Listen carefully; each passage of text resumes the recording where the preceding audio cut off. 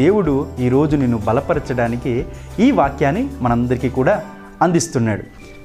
84వ కీర్తన 4వ వచనం, నీ మందిరమందు నివసించువారు ధన్యులు అని వ్రాయబడింది. దయచేసి గమనించండి, నువ్వు దేవుని మందిరానికి కాకుండా మరి వేటికి నువ్వు నీ సమయాన్ని ఇస్తున్నావో, మరి ఏ ప్రాంతానికి వెళ్ళి అక్కడ నివసించాలని ఆశ కలిగి ఉన్నావో, అవన్నీ కూడా తాత్కాలికమైన సంతోషాలే.